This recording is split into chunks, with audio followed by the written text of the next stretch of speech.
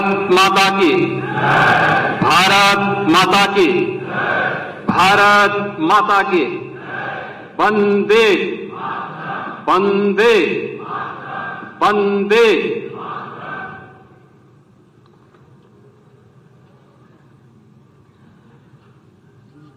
Bharatiya Janata party Uttar Pradesh की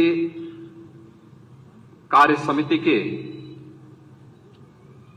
आज के इस महत्वपूर्ण सत्र में अपना योग्य मार्गदर्शन प्रदान करने के लिए यहां पर उपस्थित दुनिया के सबसे बड़े राजनीतिक दल भारतीय जनता पार्टी के राष्ट्रीय अध्यक्ष, केंद्र सरकार में स्वास्थ्य और परिवार कल्याण मंत्री आदरणीय श्री जगत प्रकाश नड्डा जी इस मंच पर हम सब के बीच में हैं। मैं प्रदेश भर से आए हुए भारतीय जनता पार्टी संगठन के पदाधिकारियों,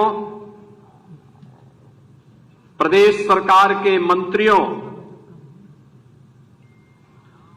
जिला के क्षेत्र के पदाधिकारियों,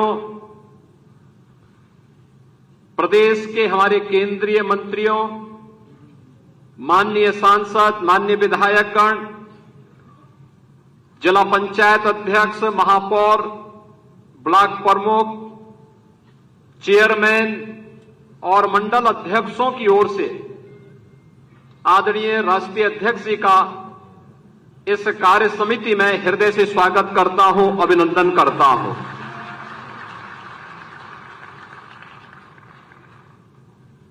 जनवरी 2024 के बाद भारतीय जनता पार्टी की यह लोकसभा चुनाव के बाद पहली कार्य समिति है। इस कार्य समिति की अध्यक्षता कर रहे हमारे कर्मठ प्रदेश अध्यक्ष माननीय श्री भूपेंद्र सिंह चौधरी जी, प्रदेश सरकार में मेरे वरिष्ठ सहयोगी उप मुख्यमंत्री द्वय श्री केशव प्रसाद मौर्य जी, ब्रजेश पाठक जी, राष्ट्रीय महामंत्री माननीय विनोद तावड़े जी, माननीय श्री अरुण सिंह जी, संगठन महामंत्री सम्मानित श्री धर्मपाल जी, आज के इस कार्यक्रम में उपस्थित राष्ट्रीय मंत्री श्री सुरेंद्र नागर जी, हमारे केंद्रीय मंत्रीगण, प्रदेश के सभी सम्मानित पदाधिकारीगण, सभी माननीय नवनिर्वाचित सांसदगण,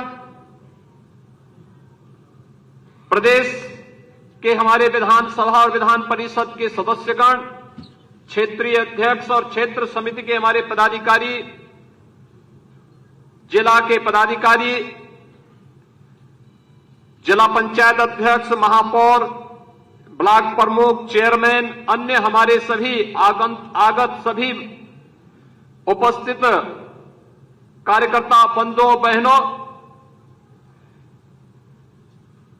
लोकसभा चुनाव के बाद आयोजित इस पहली प्रदेश कार्य समिति की बैठक में मौसम की विपरीत परिस्थितियों के बावजूद आपका समय पर आगमन हम सबको एक नए उत्साह से ओतप्रोत करता है। इस अवसर पर मैं राष्ट्रीय अध्यक्ष जी के साथ साथ आप सबका भी हृदय से स्वागत करता हूं, अभिनंदन करता हूं। भारतीय जनता पार्टी की यात्रा और भारतीय जनता पार्टी के अपने स्वागत उद्बोधन में प्रदेश अध्यक्ष जी ने प्रातःकालीन सत्र में विस्तार से अपनी बातें आपके सामने रखी। राजनीतिक प्रस्ताव में प्रदेश महामंत्री श्री अनूप कुमार गुप्ता जी ने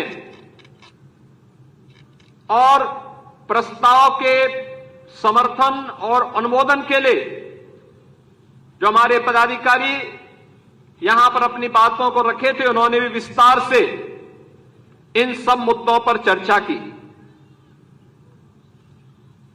लोकसभा चुनाव के पहले हम सब इस बात को जानते हैं कि भारतीय जनता पार्टी ने प्रधानमंत्री मोदी जी के नेतृत्व में उत्तर प्रदेश में 2014, 2017, 2019 और 2022 में भारी सफलता प्राप्त करते हुए विपक्ष को उसकी वास्तविक स्थिति तक पहुंचाने का कार्य किया था और लगातार उस पर दबाव बनाए रखा था। कोई संदेह नहीं, 2014 में जितना मत प्रतिशत भारतीय जनता पार्टी के पक्ष में था, 2017 में जितना मत प्रतिशत भारतीय जनता पार्टी के पक्ष में था, 2022 में जितना मत प्रतिशत भारतीय जनता पार्टी के पक्ष में था, 2024 में भी आप सभी कार्यकर्ताओं के संघर्ष से, प्रयास से, प्रधानमंत्री मोदी जी के नेतृत्व में, माननीय राष्ट्रीय अध्यक्ष जी के नेतृत्व में भारतीय जनता पार्टी उतना वोट पाने में सफल रही। लेकिन जैसा वोटों की शिफ्टिंग होती है और कहीं पर जब हम लोग ये मान करके चलते हैं कि आत्मविश्वास में कि हम तो जीत ही रहे हैं, तो स्वाभाविक रूप से वहां पर कहीं ना कहीं हमें खामियाजा भी भुगतना पड़ता है और वह अति आत्मविश्वास कहीं ना कहीं हम लोगों को जहां चोट पहुंचाने में, उस विश्वास पर खरा उतरने में, उन अपेक्षाओं पर खरा उतरने में, जहां कहीं ना कहीं उस विश्वास पर कहीं ना कहीं चोट पहुंची, वहीं साथ ही साथ जिस विपक्ष ने चुनाव के पहले हिम्मत हार करके बैठ गया था, वो आज फिर से उछल कूद करने का कार्य कर रहा है। बहनों और भाइयों, याद करिए 2022 का विधानसभा का चुनाव, 2022 का विधानसभा का चुनाव विपक्ष उछल कूद कर रहा था। चुनाव के तत्काल बाद आपने देखा होगा कैसे मारपीट पर उतारू हो गए थे, और तब हर कार्यकर्ता इस बात को सोचता था कि वास्तव में हमारी सरकार का माफिया मुक्त उत्तर प्रदेश का अभियान इन्हीं गुंडों के लिए है, और उस उत्तर प्रदेश को आप सबके सहयोग से आज माफिया मुक्त करने में हमें सफलता प्राप्त हुई। तो माफिया मुक्त उत्तर प्रदेश के साथ साथ हमारे विचार परिवार का ये जो लंबा संघर्ष था, 500 वर्षों का इंतजार समाप्त हो, दुनिया भर के सनातन हिंदू धर्मावलंबी जिन आकांक्षाओं के साथ जी रहे थे, उन अपेक्षाओं पर प्रधानमंत्री मोदी जी के नेतृत्व में डबल इंजन सरकार ने खरा उतर करके अयोध्या में रामलला के भव्य मंदिर निर्माण के साथ साथ 500 वर्षों के बाद रामलला को विराजमान करने का काम भी किया। बहनों और भाइयों, भारतीय जनता पार्टी के कार्यकर्ता को किसी भी स्थिति में बैकफुट पर आने की आवश्यकता नहीं है, किसी भी स्थिति में नहीं है, क्योंकि आपने कार्य किया है। आप विपक्ष में थे, जनता के मुद्दों को लेकर लड़ते थे। आज जब सरकार में थे तो याद करिए, उत्तर प्रदेश के अंदर सुरक्षा का ये वातावरण आपको आज देखने को मिल रहा होगा। याद करिए, इसी मुहर्रम के समय में सड़कें खाली हो जाती थी, सूनी हो जाती थी। आज मुहर्रम आयोजित हो रहा है, इसका पता भी नहीं लग रहा है। ताजिया के नाम पर घर तोड़े जाते थे, पीपल के पेड़ काटे जाते थे, सड़कों के तार हटाए जाते थे, पुल तोड़ दिए जाते थे। आज कहा जाता है किसी गरीब की झोपड़ी नहीं हटेगी। आज कहा जाता है कोई तार नहीं हटेगा। आज कहा जाता है कि सरकार नियम बनाएगी, पर्व और त्योहार मनाना है तो इन नियमों के अंतर्गत मनाओ और नहीं तो अपने घर में बैठ जाओ। ये मनमानापन नहीं चल सकता है। और विधि का शासन कैसे होना चाहिए, सुशासन कैसे होना चाहिए, यह भारतीय जनता पार्टी की सरकारों ने देश के अंदर करके दिखाया है। लोक कल्याणकारी कार्यों का परिणाम कितना हुआ, कोई सोचता था? मैं याद है जब देश के अंदर कोरोना की हाट हुई थी, माननीय नड्डा जी राष्ट्रीय अध्यक्ष के रूप में वर्चुअल हम लोगों के साथ जुड़े थे और आपने एक ही बात कही कि देश संकट में है, मानवता संकट में है। हमारे लिए एक ही मंत्र है, प्रधानमंत्री जी का आदेश है, एक ही मंत्र है और वह मंत्र है सेवा ही संगठन है। ये केवल भारतीय जनता पार्टी ने किया था। मुझे याद है कोरोना कालखंड में केवल भाजपा का कार्यकर्ता या राष्ट्रीय स्वयंसेवक सड़कों पर जनता जनार्दन की सेवा कर रहा था। अन्य किसी भी दल के किसी भी नेता का कोई अता पता नहीं था। कार्यकर्ताओं की बात तो दूर, आपने देश के अंदर 10 करोड़ गरीबों को मकान दिए। उत्तर प्रदेश में 56 लाख गरीबों को बिना भेदभाव के मकान दिए। हमने जो नारा दिया, मोदी जी ने जो नारा दिया कि सबका साथ और सबका विकास, हमने जाति मत और मजहब के आधार पर भेदभाव किसी के साथ नहीं किया। हम आज भी कह सकते हैं हमने किसी के साथ भेदभाव नहीं किया, कोई भेदभाव किसी के साथ नहीं किया। विकास के कार्यों के लिए भेदभाव नहीं किया। ये 80 करोड़ लोगों को फ्री में राशन आज भी मिल रहा है, क्या किसी जाति को मिल रहा है, किसी मत विशेष या किसी धर्म विशेष को मिल रहा है? भारतवासी है उसको राशन मिल रहा है। भारत पहला देश जिसने भूख से मौतें नहीं होने दी, बदहाली नहीं होने दी, आत्महत्या नहीं होने दी, किसी गरीब को सड़क पर भूखों से मरने के लिए मजबूर नहीं होने दिया। लेकिन उस सबके बावजूद भारतीय जनता पार्टी का कार्यकर्ता लगातार कार्य करता रहा। विपरीत परिस्थितियों में अपनी जान की परवाह किए बगैर लगातार कोरोना जैसी महामारी से जूझता रहा और सेवा को ही संगठन मान करके कार्य करने का परिणाम रहा कि जिस महामारी के सामने दुनिया की बड़ी बड़ी ताकतें नतमस्तक हो गई, उसी कोरोना को कहां समाप्त कर दिया। मोदी जी के नेतृत्व में भारत ने सबसे अच्छा परिणाम देकर के दुनिया के सामने कोविड प्रबंधन की एक नई अनूठी छाप छोड़ी। बीमारियों से होने वाली मौत, मुझे याद है 2014 में जब आदरणीय नड्डा जी भारत के स्वास्थ्य और परिवार कल्याण मंत्री बने थे, इंसेफ्लाइटिस के मुद्दे को लेकर के एक सांसद के रूप में मैं उनके पास गया था और उन्होंने कहा कि हम इसमें सहयोग करेंगे। नड्डा जी और मोदी जी के सहयोग से गोरखपुर में एम्स भी बना। आज गोरखपुर का एम्स चालू हो गया, काम कर रहा है। पूर्वी उत्तर प्रदेश और बिहार की, नेपाल की एक बड़ी आबादी अपने स्वास्थ्य सुविधाओं का लाभ प्राप्त कर रही है। और 40 वर्ष से जो बीमारी थी, इस बीमारी से होने वाली मौत 90 से 95% मौतें अनुसूचित जाति, अति पिछड़ी जाति और अल्पसंख्यक समुदायों की थी। आज उस मौत को हम लोगों ने, डबल इंजन की सरकार ने पूरी तरह नियंत्रित किया है। इंसेफ्लाइटिस पूरी तरह समाप्त हो गया है। उत्तर प्रदेश जैसे राज्य में इंफ्रास्ट्रक्चर, एक कल्पना थी, आज आप जाते होंगे आपको 4 लेन की कनेक्टिविटी मिलती होगी। आज आप कहीं भी जाइए, प्रयागराज जाइए, काशी जाइए, लखनऊ आइए, अयोध्या जाइए, गोरखपुर जाइए, पश्चिम के किसी भी जनपद में जाइए,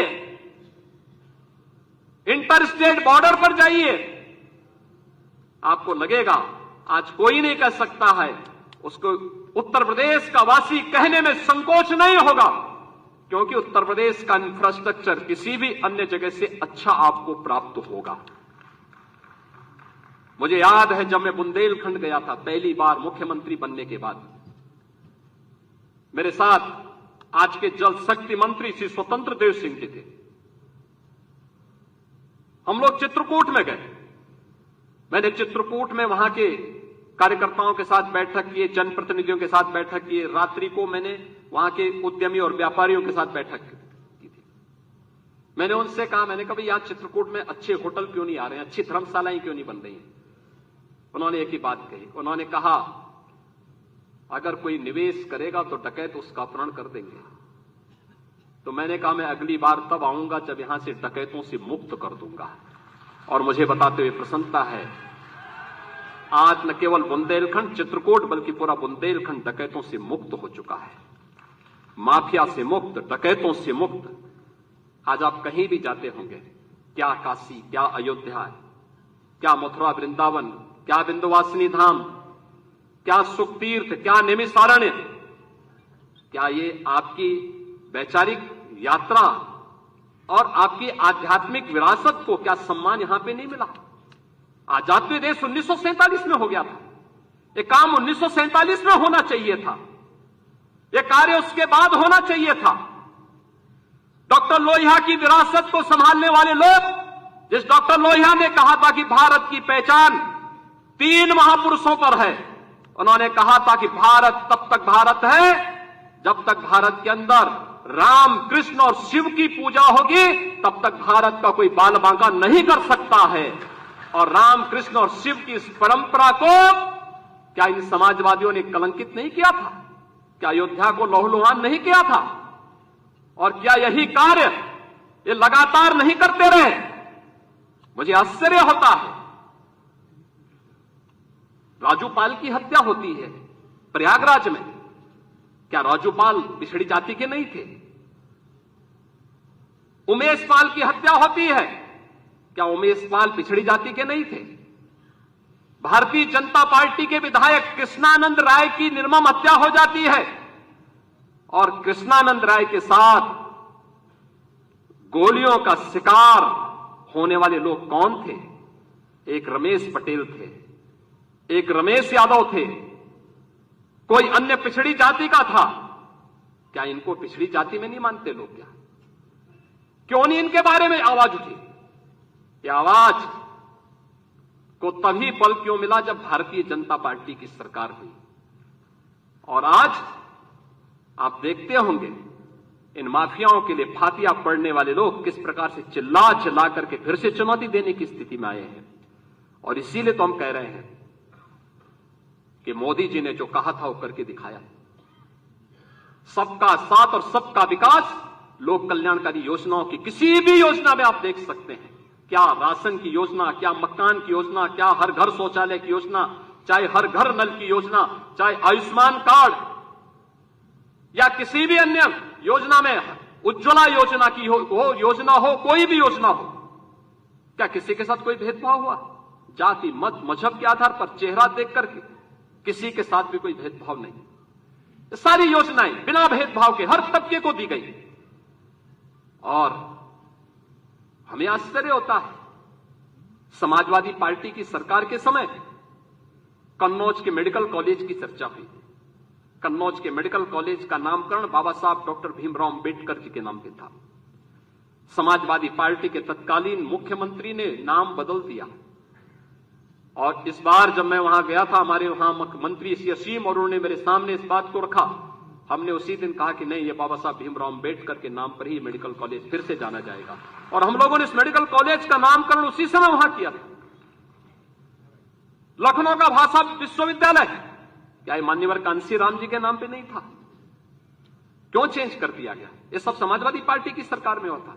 दलित चिंतकों और महापुरुषों और सामाजिक परिवर्तन के वाहक उन महापुरुषों को क्या समाजवादी पार्टी ने अपमानित नहीं किया था? वो लगातार अपमानित करते थे। ये तो संविधान की अवहेलना करते थे। इन्होंने तो धर्म के आधार पर अनुसूचित जाति जनजाति और पिछड़ी जाति को मिलने वाले आरक्षण पर भी सेध लगाने का काम किया था। कौन नहीं जानता 2016 में जब समाजवादी पार्टी की सरकार थी, अनुसूचित जाति के नौजवानों की स्कॉलरशिप को समाजवादी पार्टी की सरकार ने रोकने का काम किया था। हम लोग इसको मुद्दा नहीं बना पाए, हम अपनी उपलब्धियों को मुद्दा नहीं बना पाए। मोदी जी के नेतृत्व में पंचतीर्थ बने। नई संसद बनने पर, नई संसद में प्रधानमंत्री मोदी जी देश के पहले प्रधानमंत्री हैं जिन्होंने संविधान की मूल प्रति को अपने सिर पे रख करके नई संसद में स्थापित करने का काम किया था। उसी के लिए आपका आह्वान करने के लिए आज फिर हम लोग आए हैं। बहनों और भाइयों, हम 2010 के 10 उपचुनावों के लिए तो हमें अभी से तैयारी करनी ही है, लेकिन हमें इस बात का याद रखना, उत्तर प्रदेश को जो नई पहचान बनी है, उत्तर प्रदेश जो पहले छठी अर्थव्यवस्था थी, आज देश की नंबर 2 की अर्थव्यवस्था बन चुकी है और तेजी के साथ उभरती हुई अर्थव्यवस्था के रूप में अपने आप को स्थापित कर रही है।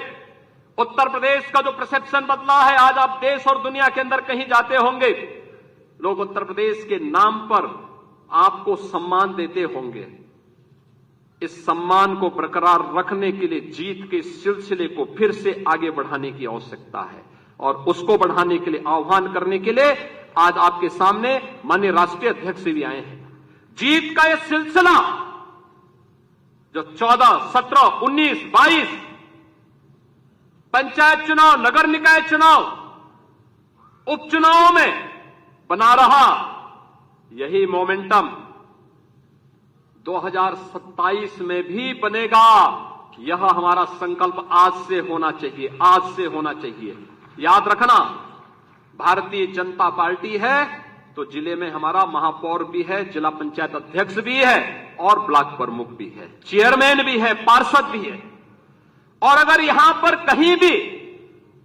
कहीं कोई खरोंच आता है तो वहां उसके असर वहां पर भी पड़ने वाला है और इसीलिए अभी से इसकी तैयारी में जुटना होगा। एक एक व्यक्ति को जुटना पड़ेगा, ब्लॉक प्रमुख हो या चेयरमैन, महापौर हो या जिला पंचायत अध्यक्ष, विधायक हो या विधान परिषद सदस्य, लोकसभा के हमारे माननीय सांसद हो या फिर राज्यसभा के माननीय सांसद, इन सबको संगठन के साथ बेहतरीन तालमेल बना करके, संगठन जिसको तय करे उसके साथ खड़ा होकर के प्राणपण से जुट करके कमल चुनाव चिन्ह को विजयी बनाने के संकल्प के साथ अगर हम आगे बढ़ेंगे तो आपका भी सम्मान होगा, सर्वत्र सम्मान भी मिलेगा।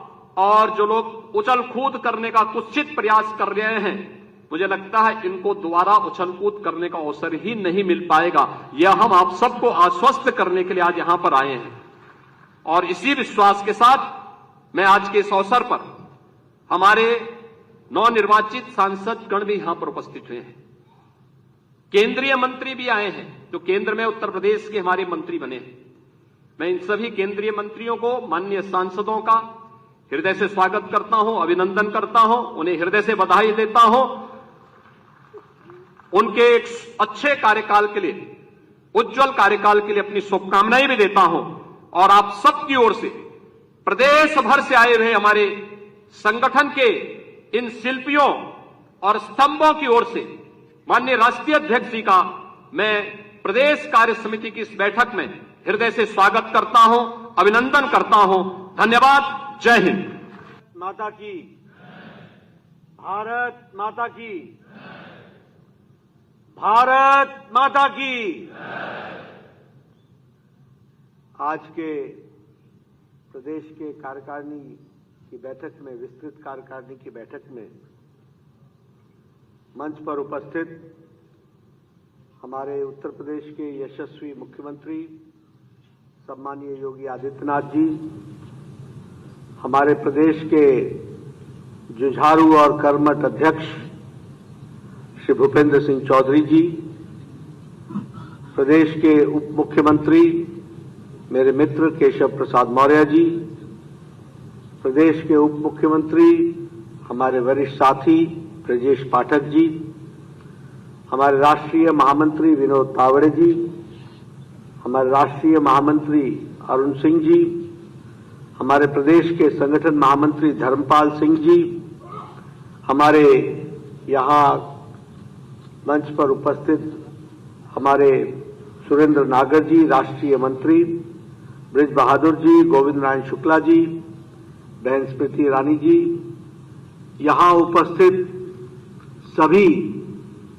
उत्तर प्रदेश के वरिष्ठ मंत्रीगण, हमारे सांसदगण, नवनिर्वाचित सांसदगण, विधायकगण, विधान परिषद के सदस्यगण, ब्लॉक के हमारे चुने हुए अध्यक्ष, जिला परिषद के अध्यक्ष और हमारे विभिन्न समितियों के चुने हुए सभी प्रदेश के सदस्यगण और इस विस्तारित कार्य समिति में आमंत्रित सभी सदस्यगण, मेरा ये सौभाग्य है कि मुझे आज इस विस्तारित कार्य समिति की बैठक में आप सबके साथ इस कार्यक्रम में सम्मिलित होने का सौभाग्य मिला है।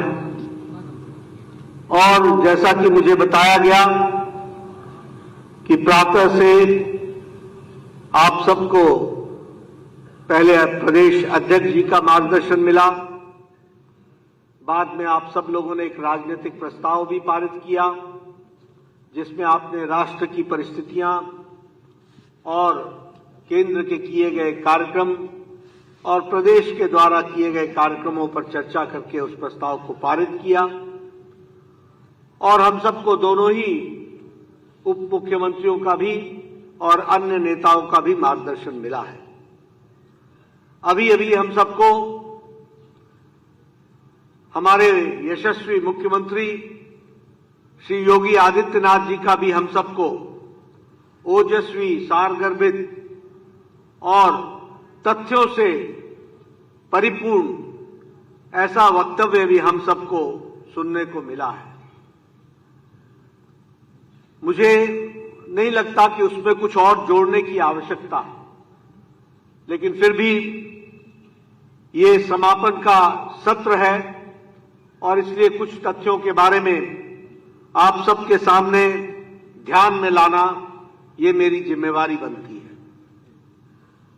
मैं सबसे पहले तो आप सबको याद दिलाना चाहता हूं कि 2016 में 12-13 जून को यही लखनऊ में भारतीय जनता पार्टी की राष्ट्रीय कार्य समिति की बैठक हुई थी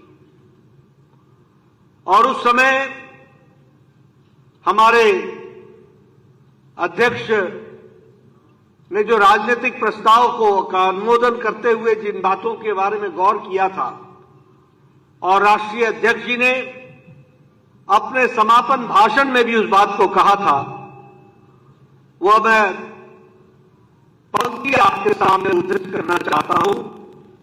वो पंक्ति यह थी कि BJP is the party of the Bharat present and BJP will be the party of Bharat future.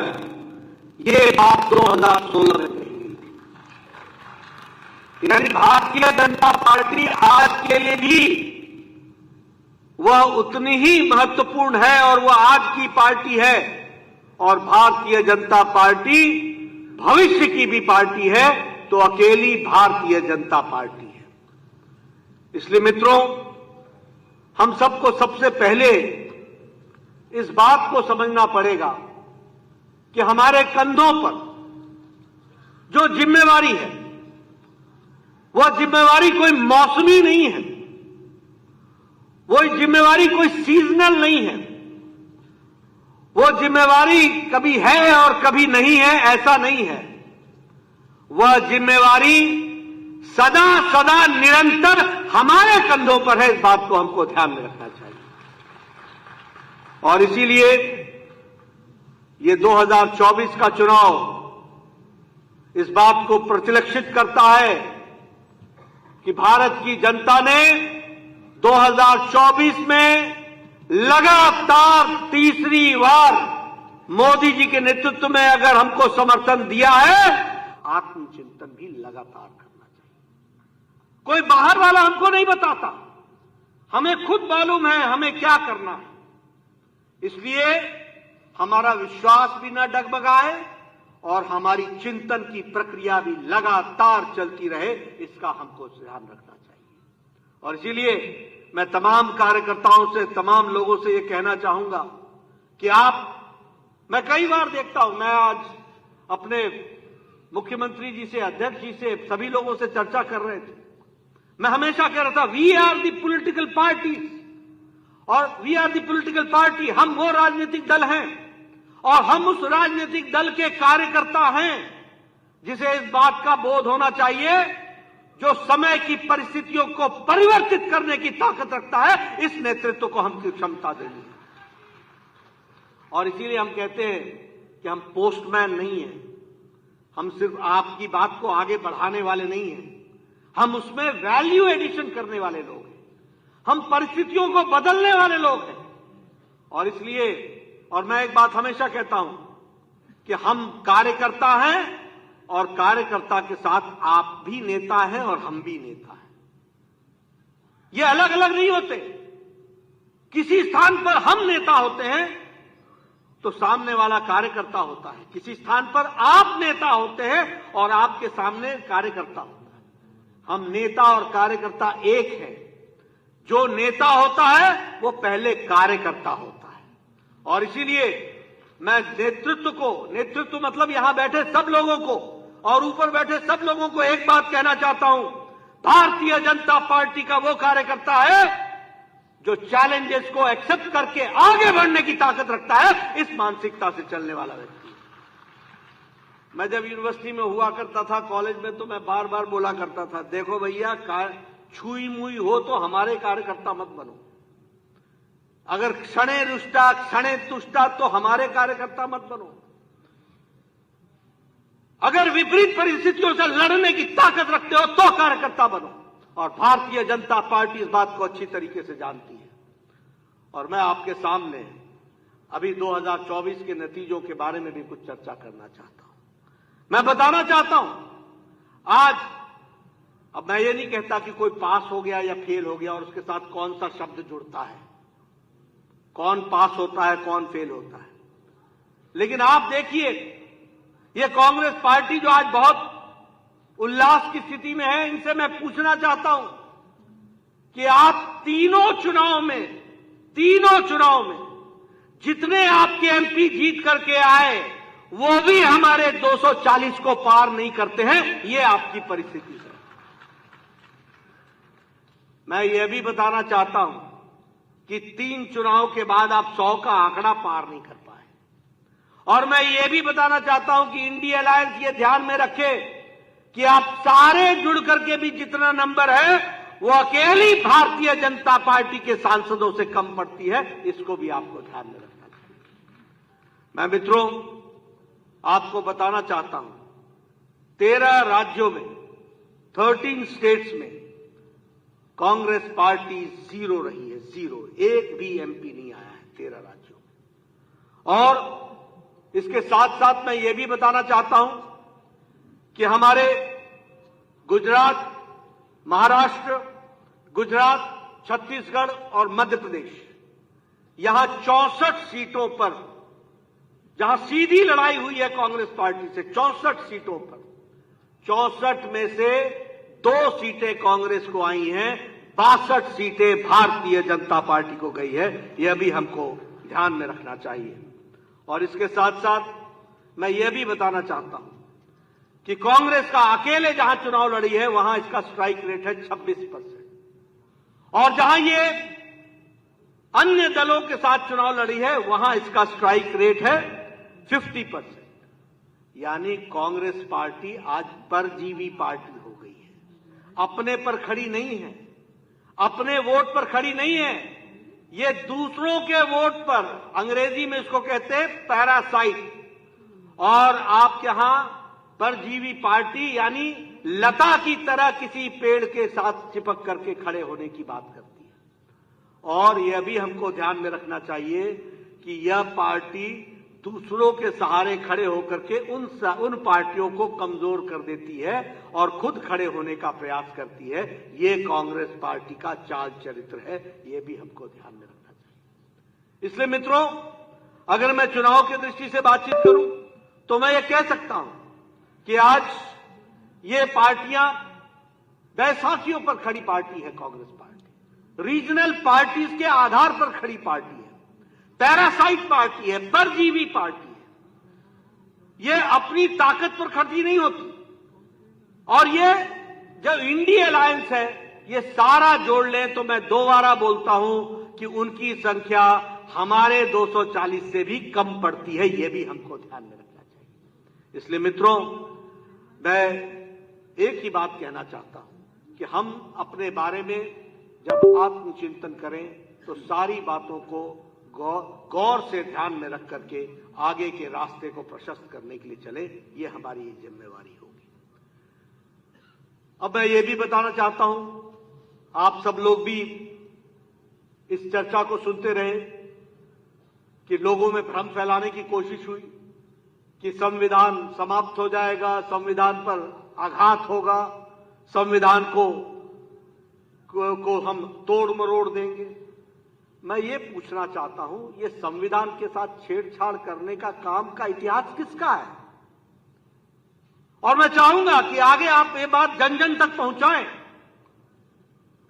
कौन सी ऐसी पार्टी है जिसको इलाहाबाद हाईकोर्ट ने एक बार कह दिया कि प्रधानमंत्री का चुनाव गलत है और गलत के साथ साथ उनको प्रधानमंत्री के पद पर रहना नहीं चाहिए, तो वो संविधान बदल देते हैं, वो इमरजेंसी लगा देते हैं और वो संविधान के साथ साथ संविधान की हत्या भी करते हैं और प्रजातंत्र की भी हत्या करते हैं। इस तरीके की पार्टी है जो संविधान के रक्षक बनकर के आजकल घूम रही है। 90 बार चुनी हुई सरकारों को गिराया है कांग्रेस पार्टी ने, 90 टाइम्स।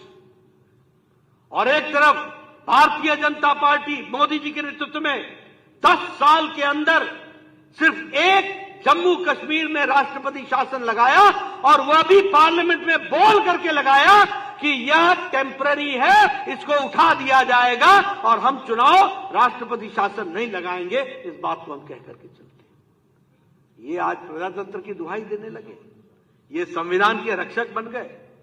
धर्म के आधार पर आरक्षण देने वाले लोग, जो संविधान में साफ लिखा है कि on religious ground there will be no reservation, उसकी धज्जियां उड़ा करके आंध्र प्रदेश में एक बार नहीं 4 बार प्रयास होता है धर्म के आधार पर आरक्षण देना।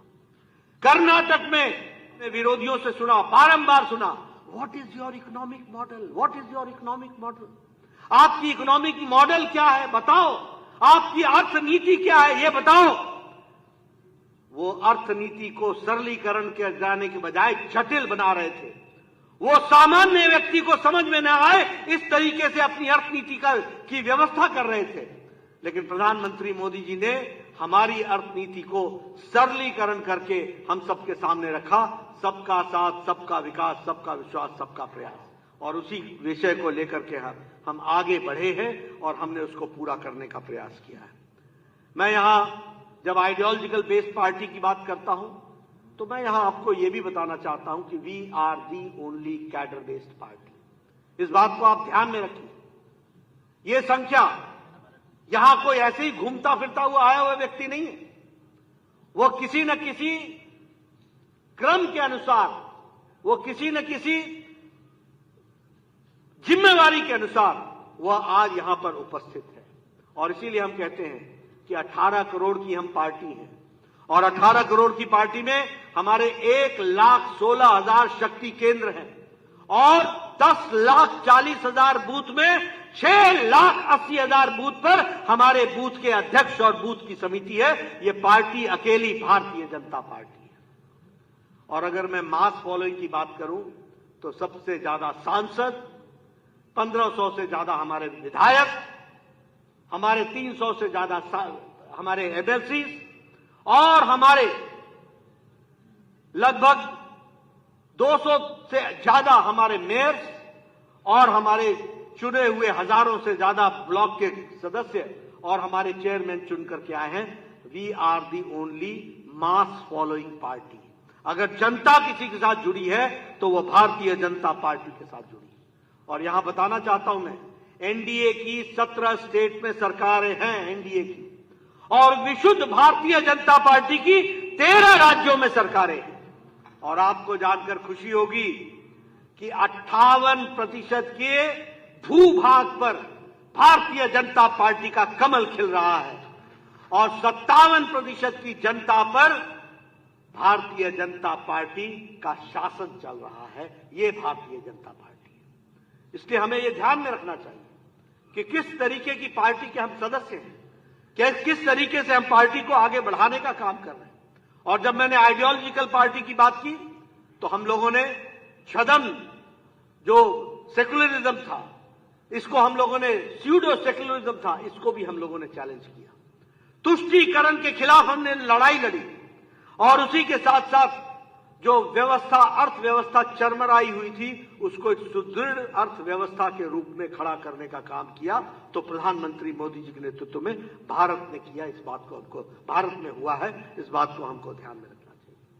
आप 2014 के पहले की तस्वीर देख लीजिए। मैं बार बार इस बात को इसलिए कहता हूं कि हम सब लोग बड़े साधु प्रकृति के आदमी हैं, बहुत साधु। बुरा नहीं मानिएगा, लेकिन कई बार मुझे लगता है we are more social worker and less political worker. We should be social worker.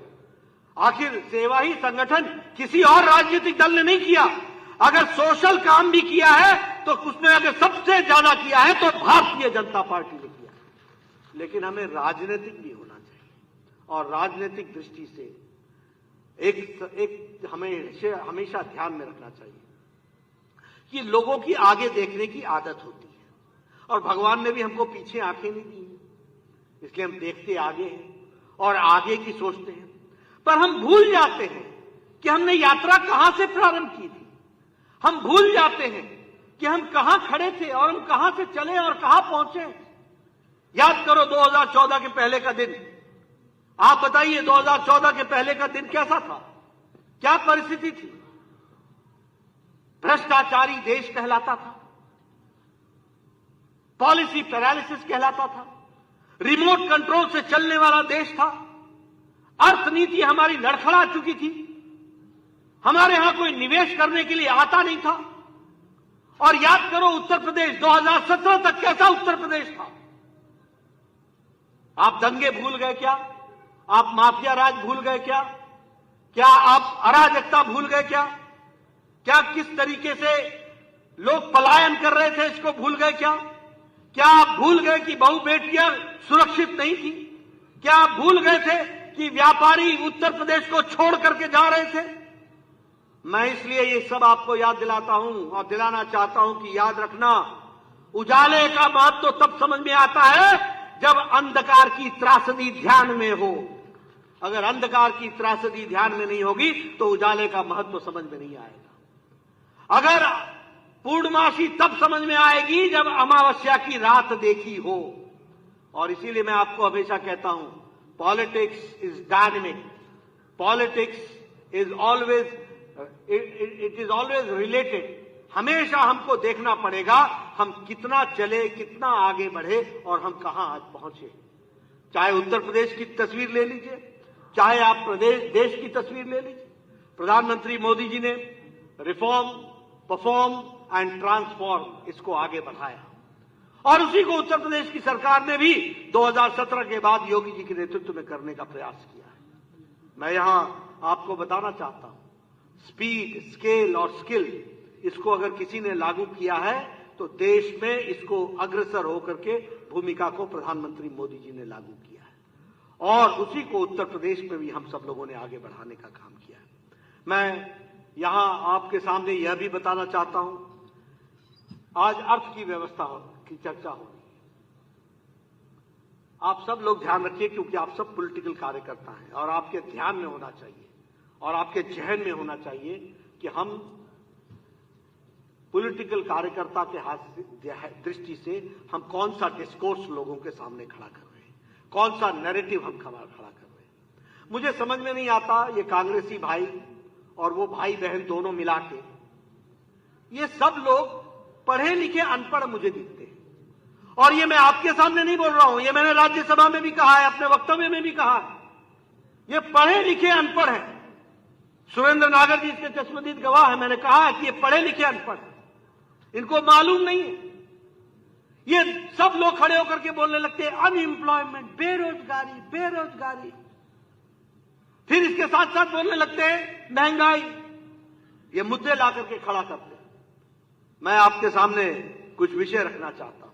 आज कोरोना की मार के बाद और यूक्रेन और रशिया के कॉन्फ्लिक्ट के बाद अगर कोई देश है जिसको इंटरनेशनल मॉनेटरी फंड ये कहता है कि अगर कोई ब्राइट स्पॉट है तो वो इंडिया है, वो भारत है, ये बड़े स्पष्ट शब्दों में मॉर्गन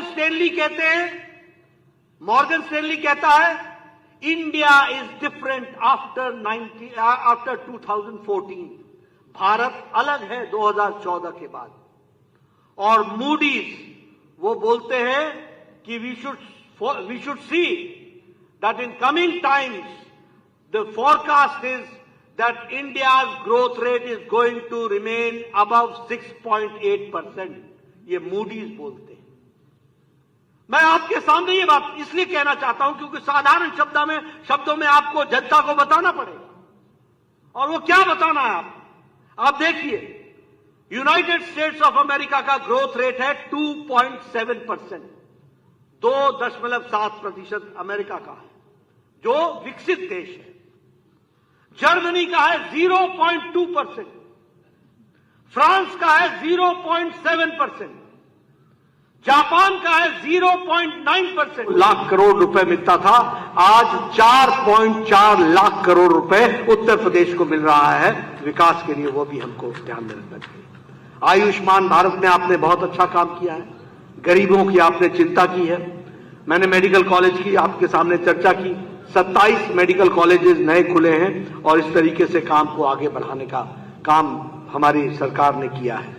मैं इन विषय विकास के बारे में तो आपके सामने बहुत कुछ रख सकता हूं, लेकिन आपका ज्यादा समय न लेता हुआ उत्तर प्रदेश की सिर्फ बात करूं तो फिर चाहे हमारे एथेनॉल के प्रोडक्शन की बात हो। आज मुझे खुशी है आपको बताते हुए, और मैं चाहूंगा यहां बैठे हर लोग किसी भी गांव में जाएं, किसी भी चौपाल में जाएं, कहीं भी जाएं, हर एक को एक बात याद दिलाइएगा कि एथेनॉल में भी उत्तर प्रदेश आज नंबर 1 का राज्य हो गया है, नंबर 1 का राज्य हो गया। 118 करोड़ लीटर्स का इथेनॉल आज उत्तर प्रदेश बना रहा है। बताइए, इतना बड़ा काम, और इन कामों को हम लोगों के सामने न रखें या उन लोगों को इसकी जानकारी न मिले, ये हमारे लिए उचित नहीं होगा। इसको हमको ठीक करना चाहिए। उसी तरीके से लगभग आप 1 करोड़ महिलाओं को आप 12,000 रुपए की उनको आर्थिक सहायता साल की दे रहे हैं, उसके लिए भी मैं आपको बधाई देना चाहता हूं। और उसी तरीके से अन्य तरीके से मुझे बताया गया कि हमारे अपने आर्म कांस्टेबलरी में उसमें भी आपने 4 गुना महिलाओं की संख्या को बढ़ाया है, महिला शक्ति को आपने ताकत दी है, उसके लिए भी मैं आपको बधाई देना चाहता हूं। और ये जो सुमंगला योजना है, इसके तहत भी आप लगभग 14 लाख बहनों को इससे आप बेनिफिट दे रहे हैं। तो इस तरीके से कई कार्यक्रमों को आपने आगे बढ़ाने का काम किया है। मैं मित्रों, जब कांग्रेस पार्टी की बात करता हूं तो मैं आपको एक ही बात बताना चाहता हूं कि एक तरफ जब मैं उत्तर प्रदेश की चर्चा कर रहा हूं तो मैं कह रहा हूं कि इकोनॉमी में नंबर 2 पर आकर खड़ी हो गई, इथेनॉल में नंबर 1 पर खड़ी हो गई, इंफ्रास्ट्रक्चर में सबसे आगे आकर के खड़ी हो गई। और एक राज्य आपने कांग्रेस पार्टी को, कर्नाटक को दिया। आज कर्नाटक में फाइनेंस सेक्रेटरी क्या बोलता है कि we are coming to a dead end, हम एक डेड एंड में आ रहे हैं। There is no finance left for development, कोई विकास के लिए, काम के लिए कोई पैसा नहीं रह गया है। ये चीफ मिनिस्टर का फाइनेंशियल एडवाइजर बोल रहा है। आप बताइए, आप वैसी सरकार चाहते हैं या ऐसी सरकार चाहते हैं? जरा जोर से बोलिए, वैसी सरकार चाहते हैं या ऐसी सरकार चाहते हैं? एक तरफ वो है जो बोलता है कि विकास के लिए पैसे नहीं है, और ये ज्यादा दिन नहीं हुए, 1-1.5 साल हुआ है ऐसी सरकार बने हुए। वहां का चीफ मिनिस्टर का फाइनेंशियल एडवाइजर बोल रहा है। आपको मैं इसलिए बताना चाहता हूं कि किस तरीके से कांग्रेस पार्टी हो या अन्य पार्टियां हो, कैसी सरकारें चलाते हैं। आप क्या गोमती रिवर फ्रंट का घोटाला भूल गए क्या? चलो आपसे उत्तर प्रदेश की बात कर लेता हूं। लैपटॉप का घोटाला भूल गए क्या? जरा जोर से बोलो भैया, भूल गए क्या? अनाज का घोटाला भूल गए क्या? आप बताइए, ये फूड स्कैम हुआ था उसका घोटाला भूल गए क्या? ये ग्रेटर नोएडा में लैंड का जो आवंटन हुआ था उसका घोटाला भूल गए क्या? आप बताइए, ये पेंशन स्कैम भूल गए क्या? आप बताइए, एम्बुलेंस का स्कैम भूल गए क्या? ये फॉडर का, एनिमल हस्बेंड्री का फॉडर का स्कैम भूल गए क्या? अब आप बताइए, सुशासन और कुशासन में अंतर क्या होता है? कमल खिलता है तो सुशासन आता है, और अगर दूसरे लोग आते हैं तो व्यापारी पलायन करते हैं, बहु बेटियां सुरक्षित नहीं रहती हैं, और घोटाले पे घोटाला होता है। इस तरीके की सरकार बनाती है। मुझे याद है 2019 का नतीजा आना था, योगी जी आपको ध्यान में होगा, किस तरीके से चुनाव के पहले ऐसा समझ बैठे थे कि उनकी सरकार आ रही है, और आने के पहले ही अराजकता शुरू हो गई थी। आप लोगों को याद है कि नहीं याद है? ध्यान में है? किस तरीके से काउंटिंग में आए थे वो लोग? जैसे वर्षों की दबी हुई तमन्ना पूरी होने जा रही है। उनको मैं बता देना चाहता हूं, ये जो हमारे भारतीय जनता पार्टी का नेतृत्व है ना, ये ऐसी फौज है जो लग जाए तो सदा सदा के लिए आपको आगे आने से रोक देगी। इस बात की ताकत हम लोग रखते हैं, इसको भी हमको समझ लेना चाहिए। और इसीलिए मैं ये कहना चाहूंगा कि हम भारतीय जनता पार्टी के कार्यकर्ता पूरी ताकत के साथ आगे लगेंगे, और पार्टी को सुदृढ़ बनाते हुए, पार्टी को पूरी ताकत देते हुए हम आगे बढ़ेंगे। मैं यहां यह भी बताना चाहता हूं अंत में, अभी इसी लोकसभा के साथ उड़ीसा का चुनाव हुआ। आप सब लोगों ने कभी सोचा था कि हम वहां सरकार में आ जाएंगे? बोलिए, सोचा था क्या? आ गए कि नहीं आ गए? 46% वोट भारतीय जनता पार्टी को मिला है। अरुणाचल प्रदेश में हम लगातार तीसरी बार आ गए। आंध्र प्रदेश में हमारी सरकार आ गई, एनडीए की सरकार आ गई। अरुणाचल प्रदेश में और उड़ीसा में विशुद्ध भारतीय जनता पार्टी की सरकार आ गई, और साउथ में भी तमिलनाडु में 11% से ज्यादा के हम वोट लेकर के आए। और सबसे अच्छी खुशखबरी ये है मित्रों, आप बहुत खुशनसीब हो कि उत्तर प्रदेश के कार्यकर्ता हो। आप उन केरल के भाइयों से पूछो जिन्होंने हजारों की संख्या में अपनी जीवन के दांव में लगा करके उन्होंने लड़ाई लड़ी है, और आज विशुद्ध कमल के निशान पर जीतता हुआ पहली बार लोकसभा में हमारा प्रतिनिधित्व हो रहा है, तो केरल में भी हो रहा है। और हमारा वोट संख्या 3% से बढ़ के 6%, और 6% से छलांग लगाकर 19.7% आकर के खड़ा हुआ। इसलिए मित्रों, भारतीय जनता पार्टी चाहे तमिलनाडु हो, चाहे कर्नाटक हो, चाहे नॉर्थ ईस्ट हो, चाहे त्रिपुरा हो, हर जगह भारतीय जनता पार्टी का कमल खिल रहा है। और इसलिए उसका केंद्र बिंदु, जिसको मैं उत्तर प्रदेश मानता हूं, जो जहां काशी है, जहां हमारी सरकार की गंगोत्री है, वहां कमल पूरी मजबूती से खिला है, खिलेगा, खिलता रहेगा, आगे बढ़ेगा। इस विश्वास के साथ हम सब लोग अपने काम में जुटेंगे। आपने मेरी बात सुनी, आपका बहुत बहुत धन्यवाद। जय भारत, जय उत्तर प्रदेश।